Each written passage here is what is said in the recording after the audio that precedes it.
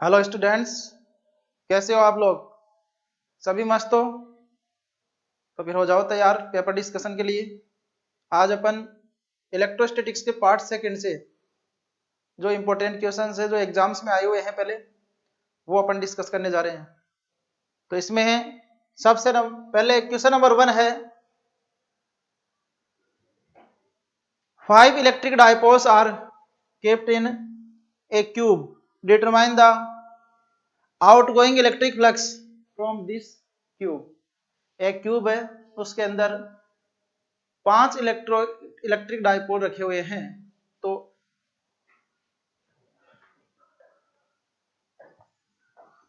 किसी भी टाइप का क्लोज सरफेस होता है, उससे पास होने वाला फ्लक्स का फॉर्मूला होता है phi equal sigma Q upon epsilon naught. यहां सिग्मा क्यू है इस सरफेस के अंदर टोटल चार्ज। तो अपने यहां जो क्वेश्चन दिया हुआ है इसमें क्लोज सरफेस है क्यूब, और क्यूब के अंदर क्या रखा हुआ है? इलेक्ट्रिक डाइपोल रखा हुआ है। इलेक्ट्रिक डाइपोल में दो चार्ज होते हैं, minus Q and plus Q. ये एक इलेक्ट्रिक डाइपोल है। तो इलेक्ट्रिक डाइपोल का नेट चार्ज होता है जीरो। इलेक्ट्रिक डाइपोल का नेट चार्ज जीरो होता है। तो चाहे यहां पर एक डाइपोल ले ले तो भी जीरो होगा, और 5 डाइपोल ले ले तो भी जीरो होगा। तो जो क्यूब है, क्यूब के अंदर 5 डाइपोल रखे हुए हैं।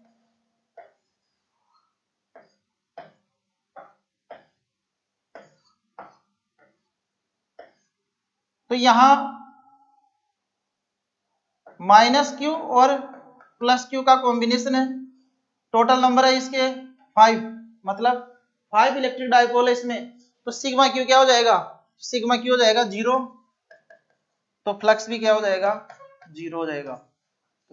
इलेक्ट्रिक डाइपोल किसी भी क्लोज सरफेस में होता है तो उससे पास होने वाला फ्लक्स जीरो होता है।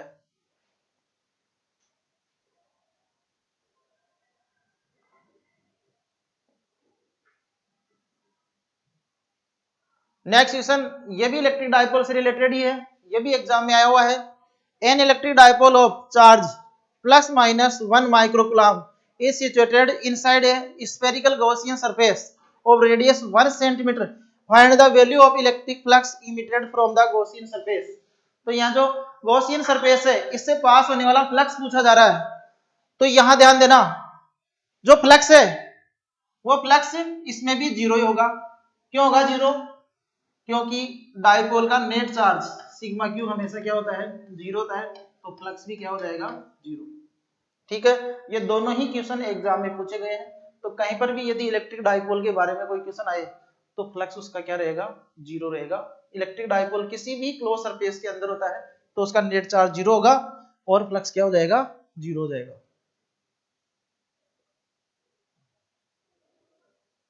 Next question, in the given diagram right the value of electric flux passing from the surface. यहां ये एक सरफेस है, ठीक है। इस सरफेस में चार्ज है +2 माइक्रोकूलम एंड -1 माइक्रोकूलम। तो ध्यान देना यहां पर सिग्मा क्यू हो जाएगा Q1 + Q2। जो क्लोज सरफेस है इसमें 2 माइक्रोकूलम एंड -1 माइक्रोकूलम चार्ज है। तो यहाँ 2 माइक्रोकूलम एंड -1 माइक्रोकूलम, तो टोटल हो गया है यहाँ पर 1 माइक्रोकूलम, मतलब 10⁻⁻6 कूलम। ये सिग्मा क्यू की वैल्यू हो गई है, ठीक है। और फ्लक्स क्या हो जाएगा?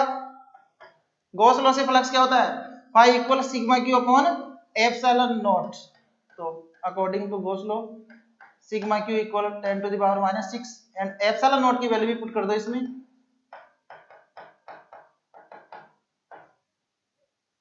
इसको आगे सोल्व करके अपन इसका आंसर फाइंड आउट कर लेंगे।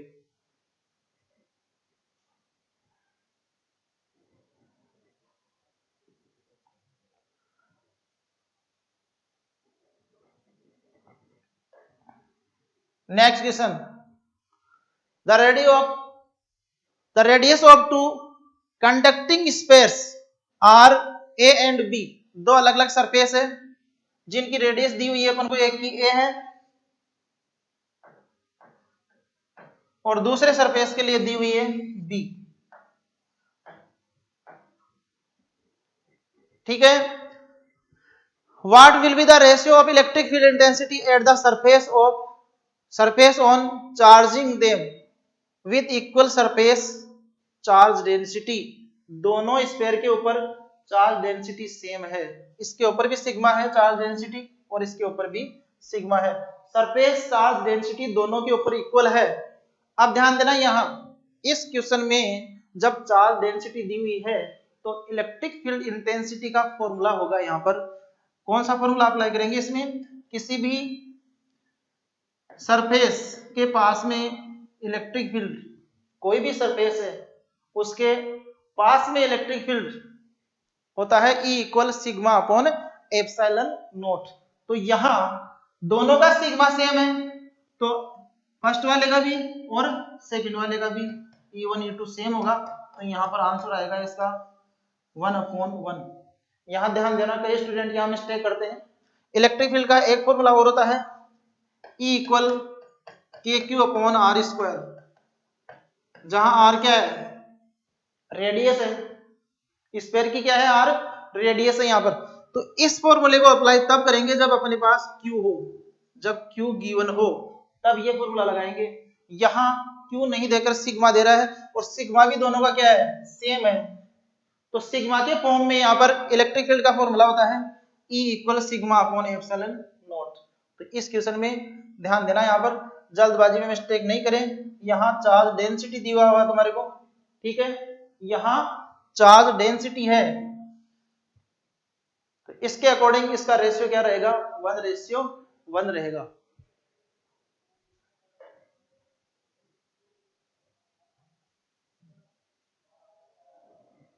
नेक्स्ट क्वेश्चन, यहां कंडक्टिंग स्फीयर, वापस वही क्वेश्चन है जिसमें क्या दे रखा है, रेडियस वही ए और बी है, equally charge by equal charges दोनों के ऊपर सेम है। तो यहां पर इलेक्ट्रिक फील्ड इंटेंसिटी का रेशियो कैलकुलेट करना पड़ेगा। ठीक है, तो यहां चार्ज बाई इक्वल चार्जेस, दोनों के ऊपर चार्ज सेम है, इक्वल चार्ज है दोनों के ऊपर। ठीक है, तो यहां वापस अपन ए रेडियस का स्फीयर बनाएंगे, दूसरा है बी रेडियस का स्फीयर, चार्ज क्यू दोनों के ऊपर इक्वल है।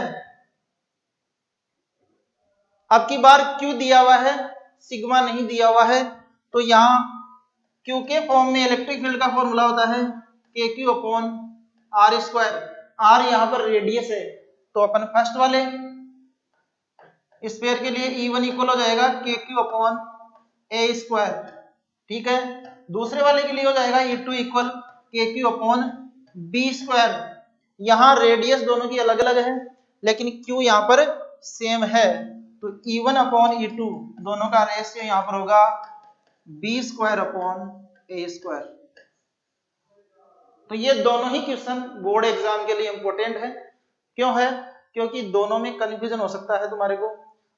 जनरली इस फॉर्मूले को ज्यादा रट के रखते हैं स्टूडेंट, उनके माइंड में सबसे पहले यही आता है, और इस फॉर्मूले की वजह से जो सिग्मा वाला पहले वाला क्वेश्चन था वो मिस्टेक हो सकता है, तो दोनों क्वेश्चनों को ढंग से तैयार करना है। ठीक है,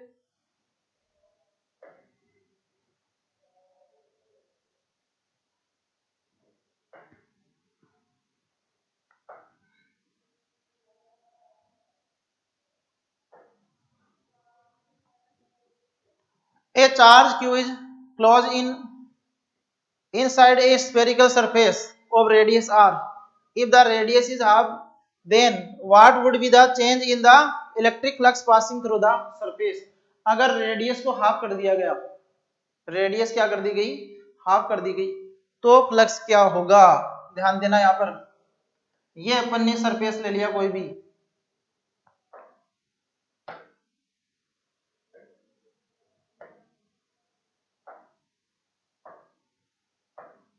ये अपने पास सरफेस है, इसकी रेडियस है r, ठीक है, और इसके अंदर क्या रखा हुआ है, q चार्ज रखा हुआ है। तो यहां गॉस लॉ से फाई इक्वल क्या हो जाएगा, q upon epsilon not.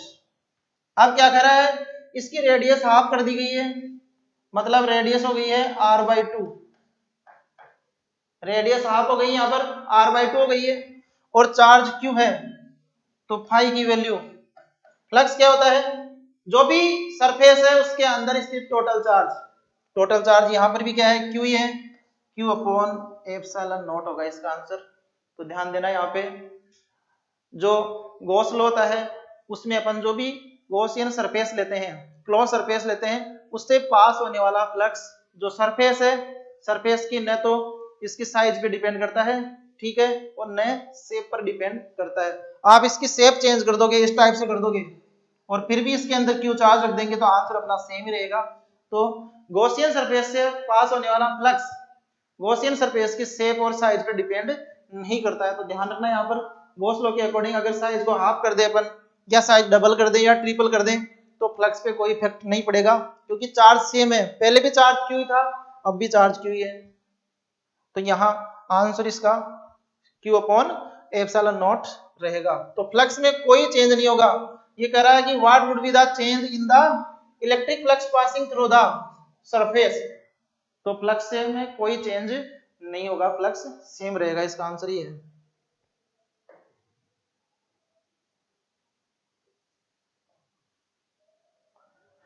Next question है यहाँ पर, the value of electric flux, the values of electric flux entering and coming out. यहाँ पर एक तो एंटरिंग फ्लक्स है और एक कमिंग आउट, आउटगोइंग फ्लक्स है, of a close surface are 4 into 10 to the power 2 and 8 into 10 to the power 2, ये दोनों एंटरिंग और आउटगोइंग फ्लक्स दिया हुआ है यहाँ पर। Find the value of charge inside this close surface, इस क्लोज सरफेस के अंदर जो चार्ज है उसकी वैल्यू पूछी जा रही है यहाँ पे। तो ध्यान देना यहाँ पर कोई एक स्पेशल चीज का ध्यान रखना है, कभी भी ध्यान देना, जो एंटरिंग फ्लक्स है उसको तो लेना है नेगेटिव, तो यहां एंटरिंग फ्लक्स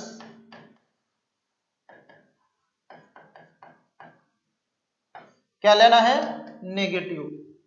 दूसरा है आउटगोइंग फ्लक्स, आउटगोइंग फ्लक्स लेते हैं पॉजिटिव, ठीक है। ये लॉजिक ध्यान रखना है यहाँ पर। डायरेक्ट यहाँ स्टूडेंट क्या करता है, डायरेक्ट दोनों का ऐड कर देता है टोटल फ्लक्स के लिए, जबकि यहाँ पर ऐड नहीं होगा, ठीक है, एक माइनस में लेंगे और एक प्लस में लेंगे। तो यहाँ होगा एलजेब्रिक सम, और एलजेब्रिक सम में अपन विथ साइन यूज में लेंगे। तो विथ साइन में ध्यान रखना है, एंट्री को नेगेटिव और आउटगोइंग को पॉजिटिव बनाना है। तो यहाँ टोटल फ्लक्स फाई इक्वल, ये जो फ्लक्स है ये एंट्रिंग है, क्योंकि पहले एंट्रिंग दिया हुआ है, तो यहाँ -4 into 10 to the power 12, ये है आउटगोइंग दूसरा वाला, तो ये प्लस में लिखना है, 8 into 10 to the power 12, दोनों का अपन एल्जेब्रिक सम करेंगे तो आंसर आएगा 4 into 10 to the power 12, ये फाई की वैल्यू है ये तुम्हारे पास। अब फाई आने के बाद में इसमें कैलकुलेशन किसका करना है, चार्ज का, चार्ज पूछ रहा है क्वेश्चन में। तो गॉस लॉ के अकॉर्डिंग फाई इक्वल क्या होगा, sigma Q upon epsilon naught. तो यहां सिग्मा क्यू की वैल्यू हो जाएगी फाई इंटू एप्सिलॉन नॉट, और ध्यान देना यहाँ पे फाई की वैल्यू यहाँ पर है 4 into 10 to the power 12 into 8.85, यहाँ ध्यान देना एप्सिलॉन नॉट की वैल्यू क्या है 8.85 इंटू 10 to the power -12, तो यहाँ चार्ज की वैल्यू आ जाएगी इसमें, ठीक है। तो यहाँ मेन ध्यान देने वाली बात ये है कि एंट्रिंग फ्लक्स है उसको नेगेटिव लेना है, और आउटगोइंग फ्लक्स को क्या लेना है, पॉजिटिव लेना है। ये ध्यान रखना, एग्जाम में गलत हो सकता है इस टाइप का क्वेश्चन जल्दबाजी में, तो विथ साइन यूज में लेना है।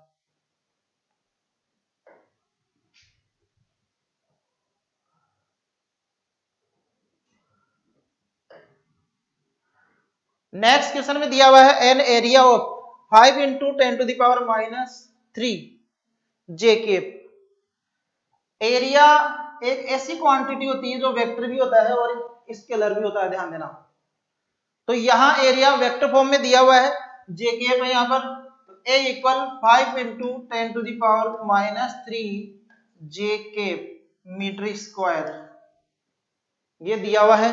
इसके बाद में दिया हुआ है ये एक ऐसे इलेक्ट्रिक फील्ड में रखा हुआ है ये एरिया जिसकी वैल्यू दी हुई है E इक्वल 200 आई के प्लस 300 जे के वोल्ट अपॉन मीटर। ठीक है, ये अपने को इलेक्ट्रिक फील्ड दिया हुआ है। Find the value of electric flux coming out the area, इस एरिया से जो फ्लक्स हो रहा है उस फ्लक्स की वैल्यू निकालनी है। तो सिंपल फॉर्मूला है I equal E into A, sorry E dot A बोलेंगे इसको। यहाँ E और A का डॉट प्रोडक्ट फ्लक्स बताता है, तो यहाँ पर फाई की वैल्यू E डॉट ऐसे आएगी। E की वैल्यू पुट करो यहाँ पर 200 आई के plus 300 J K dot 5 into 10 to the power minus 3 J के।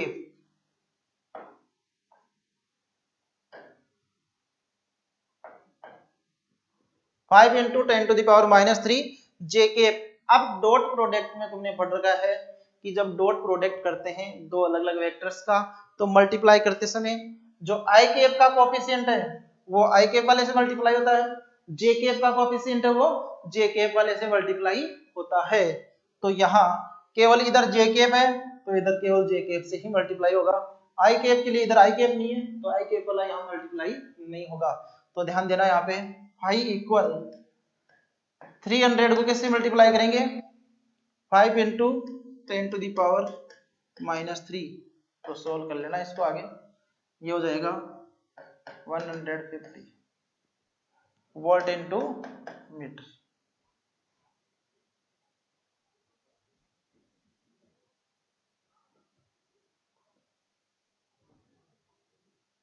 इसकी कैलकुलेशन में ध्यान देना, ये 15 1.5 आएगा, ये 1.50। अब नेक्स्ट आगे अपन इसमें कंटिन्यू करते हैं।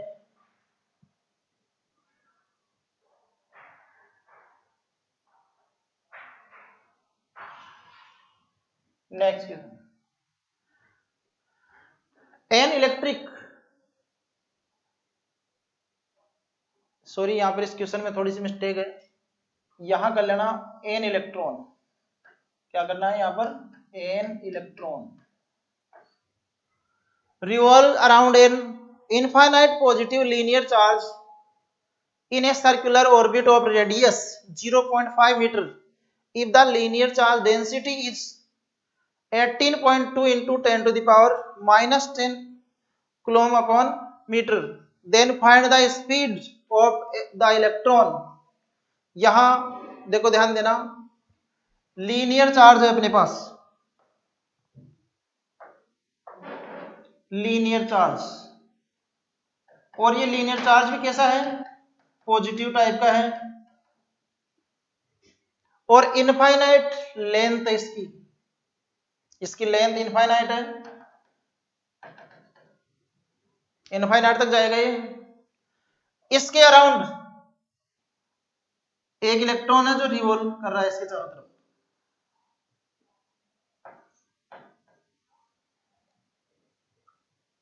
We consider the radius of orbit is small r।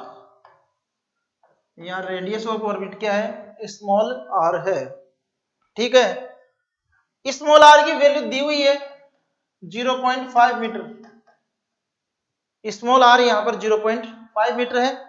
Linear charge density lambda, इसको लैम्डा से रिप्रेजेंट करते हैं, तो 18.2 into 10 to the power minus 10 coulomb upon metre, ये लैम्डा दिया हुआ है। स्पीड अपन को कैलकुलेट करनी है, तो जो डाटा पूछ रहा है उसको भी लिख लेंगे अपन।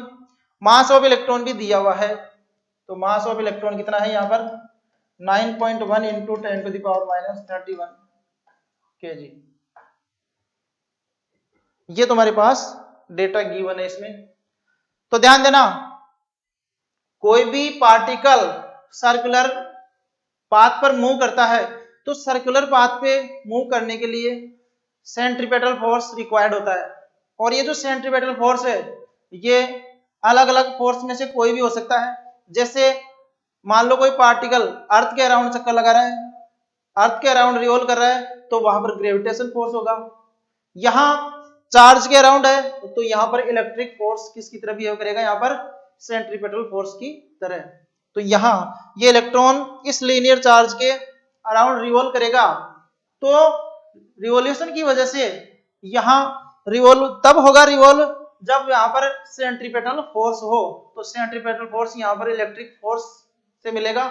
तो यहाँ पर electric force will behave as centripetal force. तो अपन को सबसे पहले इलेक्ट्रिक फोर्स की वैल्यू कैलकुलेट करनी है। F इक्वल होता है Q इंटू ई।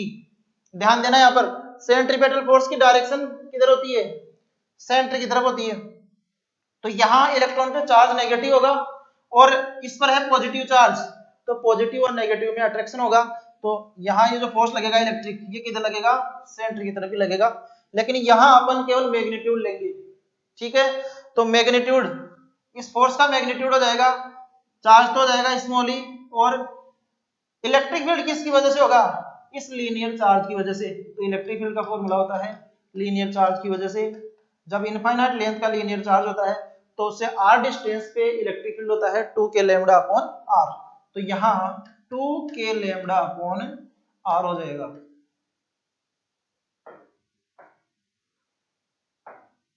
टू के लैम्डा अपॉन आर ई की वैल्यू, ये आ गया तुम्हारे पास फोर्स। ये फोर्स किसकी तरह बिहेव कर रहा है, सेंट्रीपेटल फोर्स की तरह, ठीक है। तो सेंट्रीपेटल फोर्स का फॉर्मूला क्या होता है, mv स्क्वायर अपॉन आर। तो इस फोर्स को अपन क्या बना देंगे, mv स्क्वायर अपॉन आर बना देंगे इसको। तो ई 2k लैम्डा अपॉन आर।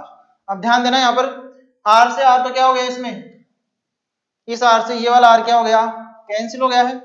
तो यहाँ v स्क्वायर इक्वल आ गया है 2k ई लैम्डा अपॉन m, और v इक्वल क्या हो जाएगा, अंडर रूट 2k ई लैम्डा अपॉन m। ये आ गया अपने पास वेलोसिटी। अब इसमें जो डेटा है, लैम्डा तुम्हारे को दिया हुआ है, यहां से पुट कर देना। रेडियस की इसमें रिक्वायरमेंट है नहीं यहाँ पर, क्योंकि r इसमें कैंसिल हो गया दोनों तरफ से। और E की value 1.6 into 10 to the power -19 mass of electron दिया हुआ है। और वैसे मास ऑफ इलेक्ट्रॉन तो तुम्हें पता भी होना चाहिए, अगर वैल्यू नहीं भी दी हो इसकी तो भी क्वेश्चन में बिना दिए भी ये क्वेश्चन बना सकता है। तो ये याद रखना है, इलेक्ट्रॉन का मास, इलेक्ट्रॉनिक चार्ज भी ध्यान रखना है तुम्हारे को। तो ये सभी वैल्यू, k की वैल्यू क्या होगी, 9 इंटू 10 टू द पावर 9, ठीक है। तो ये सभी डेटा इसमें पुट करेंगे तो अपने पास वेलोसिटी आ जाएगी। तो ये बोर्ड के लिए मोस्ट क्वेश्चन है, ध्यान रखना, मोस्ट।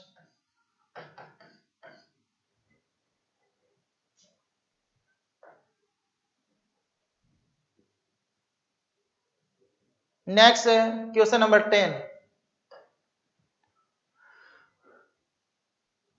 क्वेश्चन नंबर 10 बहुत ही अच्छा क्वेश्चन है, ये बोर्ड बुक में एग्जाम्पल दिया हुआ है।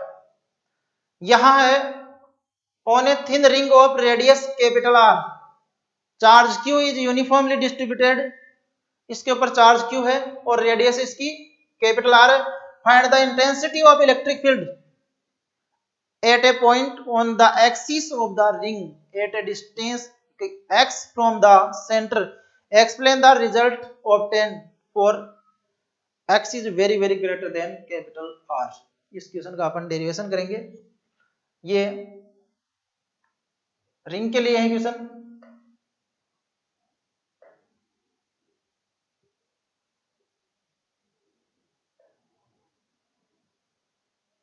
देखो ध्यान देना है,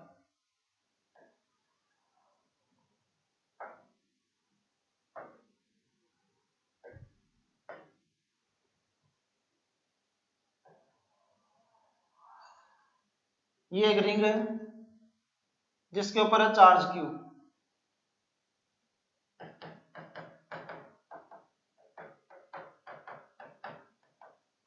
रिंग पर चार्ज है क्यू, ये इसका सेंटर पॉइंट है ओ, इसकी रेडियस है आर, कैपिटल आर इसकी रेडियस है। इसकी एक्सिस, ये पी पॉइंट है इसके एक्सिस पर, इस पॉइंट पी पर अपने को इलेक्ट्रिक फील्ड कैलकुलेट करना है। इसके लिए अपन क्या करेंगे, दो अलग अलग एलिमेंट लेंगे। यहां पर एक एलिमेंट यहां ले लो जिस पर चार्ज है डी क्यू। इस एलिमेंट की वजह से इलेक्ट्रिक फील्ड यहां कैलकुलेट कर रहे हैं, तो एलिमेंट को पी पॉइंट से अपन ज्वाइन करने वाली लाइन बनाएंगे यहां पे। तो ये आ गई पी से ज्वाइन कराने वाली लाइन। एलिमेंट की वजह से इलेक्ट्रिक फील्ड क्या होगा, डीई, डीई, क्योंकि चार्ज डी क्यू है तो एलिमेंट के लिए डीई हो जाएगा। ऐसा ही एलिमेंट सेम मैग्नीट्यूड का इधर लेंगे इसके अपोजिट साइड में। इस एलिमेंट की वजह से भी यहां इलेक्ट्रिक फील्ड लेंगे अपन, तो इलेक्ट्रिक फील्ड का जो मैग्नीट्यूड है वो तो सेम ही रहेगा, केवल डायरेक्शन का डिफरेंस है। इसकी डायरेक्शन इधर होगी। डायरेक्शन इस तरफ क्यों ली है, क्योंकि एलिमेंट पर पॉजिटिव चार्ज की वजह से इलेक्ट्रिक फील्ड होता है उससे दूर की तरफ, तो ये डायरेक्शन होगी। इसके लिए इधर होगा, इससे भी दूर होगा क्योंकि ये भी पॉजिटिव चार्ज है इस तरफ। दोनों एलिमेंट सेम है डी क्यू, तो यहाँ पे इलेक्ट्रिक फील्ड भी मैग्नीट्यूड दोनों का सेम रहेगा, केवल डायरेक्शन का डिफरेंस है। ठीक, अब अपन यहां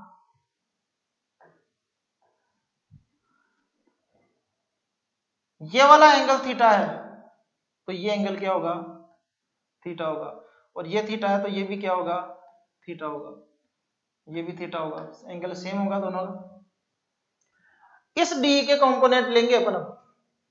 इस वाले डी के कंपोनेंट करो, तो सबसे पहले अपन कंपोनेंट लेते हैं horizontal, horizontal component d cos theta होगा यहाँ पर, क्योंकि थीटा है, थीटा की तरफ क्या आएगा, हमेशा कोस आता है, ध्यान रखना।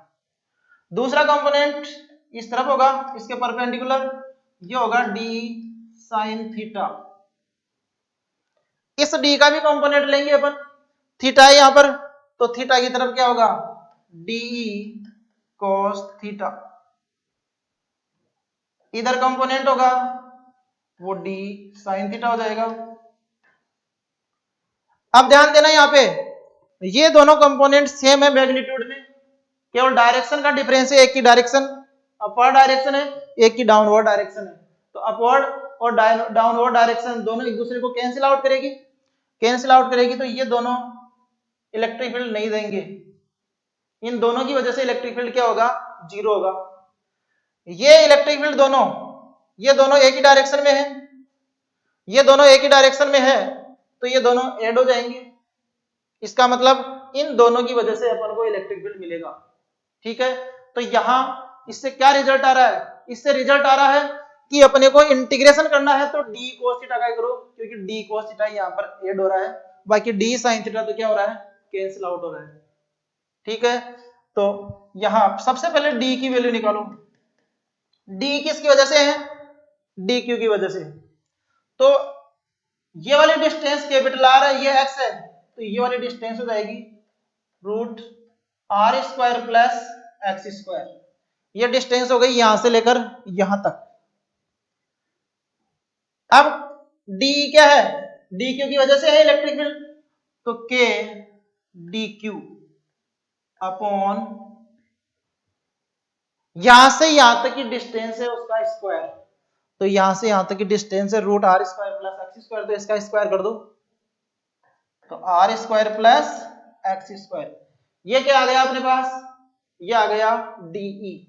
ठीक है, अब यहां पर बात कर रहे थे कि इनके सम होने से ही क्या आएगा, नेट इलेक्ट्रिक फील्ड आएगा। तो net electric field E axis equal integration of d cos theta. यहां डी कोस थीटा का इंटीग्रेशन होगा, तो डी की वैल्यू पुट करो यहां पर, K D Q upon are square plus x square. इसके साथ ही अपने को कोस थीटा की वैल्यू भी लेनी पड़ेगी, तो यहां ये वाला जो ट्राइंगल है, इस ट्राइंगल से कोस थीटा इक्वल हो जाएगा, बेस है यहां पर एक्स, हाइपोटेन्यूस क्या है यहां पर, root R square plus x square. तो यहां ये cos थीटा आ गया है, cos थीटा की वैल्यू पुट करो यहां पर x upon root R square plus x square. अब यहां ध्यान देना, ये R square plus x square है, इसके ऊपर है पावर 1/2 और इसके ऊपर है पावर 1। ये पूरा R square plus x square है, इसके ऊपर पावर 1 है और इसके ऊपर है पावर 1/2। तो इन दोनों को अपन एक जगह लिख सकते हैं K D Q X upon are square plus x square की पावर 3/2, क्योंकि 1 में हाफ ऐड होगा तो 1 में हाफ ऐड होने पर 3/2 बनेगा। अब यहां जो कांस्टेंट है उनको बाहर लेंगे अपन, तो ध्यान देना यहां पर x भी कांस्टेंट है, चाहे से तुम एलिमेंट कहीं पर भी लो, ये dq यहां ले लो, अलग अलग जगह कहीं पर भी ले लो, तो x की वैल्यू में कोई चेंज नहीं होगा, क्योंकि x है रिंग के सेंटर से लेकर इसके एक्सिस पर जो पॉइंट है वहां के बीच की डिस्टेंस तो ये सेम रहेगी हमेशा। अब बात है रेडियस के लिए, तो रेडियस भी रिंग की सभी एलिमेंट्स के लिए क्या रहेगी, सेम रहेगी। तो जो कांस्टेंट है उनको बाहर लेंगे अपन, K X upon are square plus x square की पावर 3/2 और इंटीग्रेशन ऑफ डी क्यू होगा। यहाँ पर इंटीग्रेशन ऑफ डी क्यू अपन को क्या पूछ रहा है, ये पूछ रहा है कि टोटल सम कितना होगा चार्ज का, जो टोटल रिंग है इस रिंग के ऊपर जो चार्ज है उसका सम क्या होगा। तो टोटल इसका सम दिया हुआ है क्यू, टोटल चार्ज है रिंग के ऊपर क्यू, तो यहाँ पर सिग्मा डी क्यू, ये sorry integration of D Q को अपन क्या लिख सकते हैं, क्यू लिख सकते हैं, क्योंकि टोटल चार्ज रिंग पे क्यू है। ठीक है,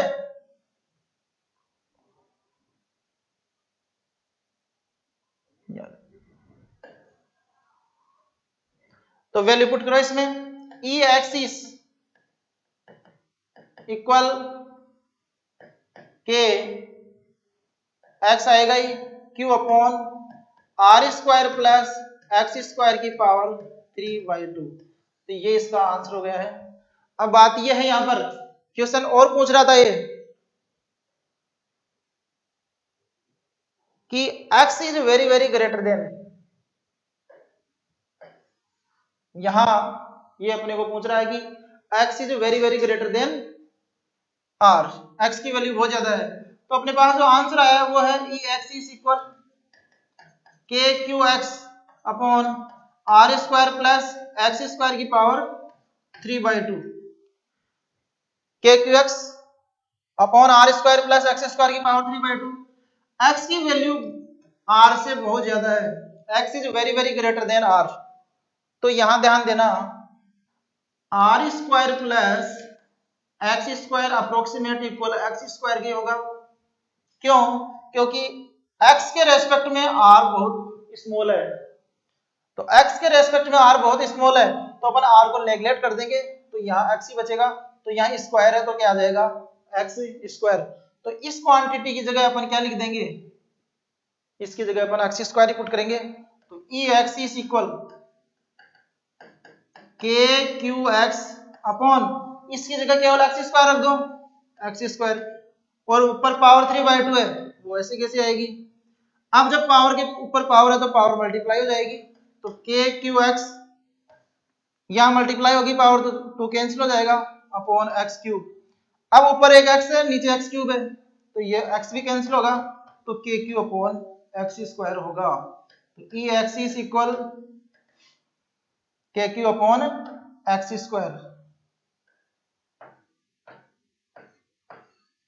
तो यहां ये रिजल्ट अपन को क्या बता रहा है, ये कि रिंग से x डिस्टेंस पर इलेक्ट्रिक फील्ड आ रहा है K Q upon x square, तो यहाँ रिंग एक पॉइंट की तरह बिहेव कर रही है, क्योंकि रिंग की रेडियस क्या हो गई यहाँ पर बहुत कम हो गई है। और ऐसा फॉर्मूला किसके लिए होता है, पॉइंट चार्ज के लिए होता है, पॉइंट चार्ज के लिए क्या होता है के क्यू अपॉन डिस्टेंस का स्क्वायर।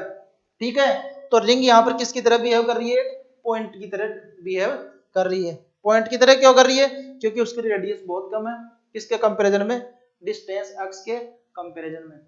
तो ये चैप्टर नंबर 2 के जो भी इंपॉर्टेंट क्वेश्चन थे जो बोर्ड में आ सकते हैं उनको अपन ने डिस्कस किया है, तो आप लोग इसकी थ्योरी को और कंप्लीट करना।